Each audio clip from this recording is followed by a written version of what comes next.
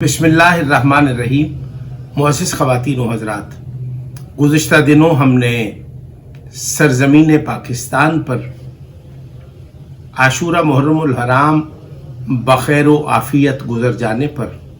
ایک پروگرام کیا جس میں ہم نے وزیر اعلیٰ پنجاب محترمہ مریم نواز صاحبہ کا، پنجاب حکومت کے دیگر اراکین کا، آئی جی پنجاب، چیف سیکرٹری پنجاب، پنجاب کے تمام اضلاع اور ڈویژنز کے انتظامی افسروں کی شبانہ روز محنت کے سبب تمام جگہوں پہ محرم الحرام بخیر و عافیت گزر جانا اور اس پر مکتب کی طرف سے، ملت کی طرف سے ہم نے حکومت کا شکریہ ادا کیا۔ موجودہ حالات ایسے ہیں کہ گزشتہ کئی دہائیوں سے وطن عزیز کے اندر کچھ شرپسند عناصر صف اعضائے حسین مظلوم کربلا کے متعلق بہت ساری زہر افشانی کرتے تھے، اس میں رخنہ اندازی کرتے تھے، اس میں روڑے اٹکاتے تھے اور اس میں کسی بھی طریقے سے بزدلانہ اور شرپسندانہ انداز سے رخنہ اندازی کر کے لشکر یزید کے ساتھ محبت جتاتے تھے، وطن عزیز میں قیام امن کے خلاف، وطن عزیز میں قیام امن کے خلاف سرگرم رہتے تھے اور فرقہ واریت اور شرپسندانہ معاملات کو ہوا دینے کے لیے اپنا کردار ادا کرتے تھے۔ لیکن موجودہ حکومت نے، انتظامی افسروں نے، آرمڈ فورسز نے، پنجاب پولیس نے ذمہ داروں کو، سٹیک ہولڈرز کو اعتماد میں لیا اور اس کے بعد انہوں نے تمام لوگوں کو عزاداری مظلوم کربلا کے انعقاد میں جلوس عزاداری کی برآمدگی کے وقت ان کا وجود، ان کا موجود رہنا، ایسے حالات میں انتظامیہ، پولیس، عمائدین ملت، تمام مذاہب اور مسالک کے لوگوں کو جلوس عزاداری اور عزاداری مظلوم کربلا کے انعقاد میں درپیش مسائل کے حل کے لیے اپنا کردار ادا کرنے کی ضرورت پر نہ صرف زور دیا بلکہ ان کو یہ آگاہی دی کہ یہ آپ کی ذمہ داری ہے، کیونکہ بانی پاکستان حضرت قائد اعظم محمد علی جناح رحمت اللہ علیہ کے ہم مسلک قوم قبیلے کو بھی اسی طرح مذہبی آزادی حاصل ہے کہ جیسے دیگر مذاہب اور مسالک کے لوگ آزادانہ اپنے مذہبی عبادات کو بجا لاتے ہیں۔ تمام مذاہب اور مسالک کے لوگوں نے اظہار آمادگی کرتے ہوئے حکومت پنجاب کے اس اقدام کی نہ صرف تعریف کی بلکہ انہوں نے اپنے حصے کا کردار ادا کرنے کی یقین دہانی بھی کرائی۔ ناظرین، میں اس موقع پر وزیر اعلیٰ پنجاب مریم نواز، ان کی کابینہ کے اراکین اور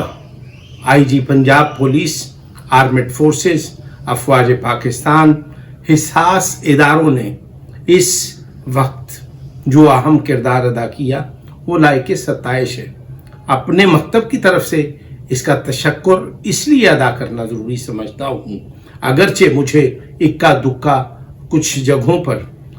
شکایات موصول ہوئی ہیں کہ وہاں پر مقدمات درج ہوئے ہیں، وہاں پر ناخوشگوار واقعات پیش آئے ہیں، لیکن حکومت، انتظامی ادارے، Punjab police, armed forces in مسائل کے حل کے لیے وہ اپنے حصے کا کردار ادا کرے گی اور اس کو خوش اسلوبی سے ان معاملات کو حل کر لیا جائے گا۔ کیوں؟ وقتی طور پہ کچھ شرپسند عناصر ایسے چھوٹے سے واقعات کو ہوا دے کر اس کو بڑا واقعہ بنانے کی کوشش کرتے ہیں، جس پر انتظامی افسر حالات کی سنگینی کو محسوس کرتے ہوئے اس پر قابو پانے کے لیے وہ دانائی، تدبر اور حکمت کا راستہ اختیار کرتے ہیں۔ میں ایسے حالات میں صرف اور صرف اپنے قبیلے کی طرف سے یہ کہنا چاہتا ہوں کہ منبر حسین ذرائع ابلاغ کا ایسا بہترین ذریعہ ہے کہ جہاں پر رزق علم تقسیم ہوتا ہے، جہاں پر غذائے فکر تقسیم ہوتی ہے، اور اگر لوگ ذکر حسین سے متمسک ہو جائیں، اگر لوگ ذکر حسین سے جڑ جائیں، اگر لوگ باہمی طور پہ سب لوگ ذکر حسین کو بمطابق فکر حسین سمجھنے کی کوشش کرنے لگیں، میں یہ سمجھتا ہوں یہ جو معاشرے میں بے چینیاں ہیں، یہ جو ہم باہمی طور پر دست و گریبان ہیں، یہ جو قومی دھارے میں ہم گروہی، لسانی اور طبقاتی تقسیم کی جنگ میں الجھے ہوئے ہیں، اور اگر ہم فکر حسین سے متمسک ہو جائیں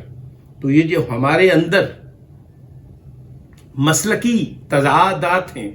یہ جو ہمارے اندر مسلکی تفریق ہے، تو یہ بھی ختم ہو سکتی ہے، کیونکہ 1400 برس پہلے کربلا کے لق و دق صحرا میں امام مظلوم نے جو یزید اور لشکر حسین کے مابین ایک حق اور باطل کی لکیر کھینچی، ایک حق اور باطل کے درمیان تفریق کی، وہ ایک ایسی تقسیم ہے، وہ ایک ایسی تفریق ہے، وہ ایک ایسی لکیر ہے کہ جو آج تک نمایاں ہے، پوری آب و تاب کے ساتھ زندہ ہے، کوئی جھوٹا نہیں ہے، کوئی سچا نہیں ہے، صرف ایک ہی بات ہے، ایک طرف خیر ہے، ایک طرف شر ہے، ایک طرف حسینیت ہے، ایک طرف یزیدیت ہے، ایک طرف اندھیرا ہے، ایک طرف اجالا ہے۔ ان چیزوں کو سمجھنے کی ضرورت ہے۔ تمام مذاہب، مسالک اور مکاتب کے اندر پڑھے لکھے صاحبان کمال موجود ہیں جو گروہی تفریق پر یقین نہیں رکھتے۔ آئیے اس موقع پر ہم ایک امت بن کر، ایک قوم بن کر، باہمی اختلافات کو بالائے طاق رکھتے ہوئے ہم ایک دوسرے کے عقائد اور نظریات کا احترام کرتے ہوئے، ہم اپنے اپنے عقیدے پہ قائم رہتے ہوئے، آئیے ایک بار پھر سے فکر حسین کے مطابق ہم ایک دوسرے سے متصل ہو جائیں، اور جو روایت آج سے 50 برس پہلے اس خطے میں موجود تھی، وہ کیا روایت تھی؟ وہ یہ روایت تھی کہ سنی بچیاں شیعہ گھروں میں تھیں، شیعہ بچیاں سنی گھروں میں بیاہ کر جاتی تھیں، اور لوگوں کے درمیان ایک برداشت کرنے کا جو جذبہ کار فرما تھا، اس سے ہم ایک مہذب قوم بن کر معاشرے میں ابھر سکتے ہیں۔ اقوام عالم میں پاکستانی قوم کے وقار کی بقا کے لیے، پاکستان قوم کی سربلندی کے لیے، اگر ہم باہمی اختلافات کو ختم کر کے ہم ذکر حسین کی طرف متوجہ ہوں اور فکر حسین کو اپنا کر، اپنا شعار بنا کر ہم ذکر حسین برپا کریں، تو میں یہ سمجھتا ہوں کہ نتائج اور حالات مختلف ہو سکتے ہیں۔ صاحبان منبر کو یہ چاہیے، صاحبان محراب کو یہ چاہیے کہ اپنے اپنے حصے کا کردار ادا کریں، اور آپس میں فروئی اختلافات کو عنوان بنا کر الجھنے کی بجائے ایک دوسرے کے وجود کو تسلیم کر کے ہم ایک قوم، بلکہ ایک مضبوط قوم کی صورت اپنی نئی زندگی کا آغاز کر سکتے ہیں۔ السلام علیکم ورحمۃ اللہ وبرکاتہ۔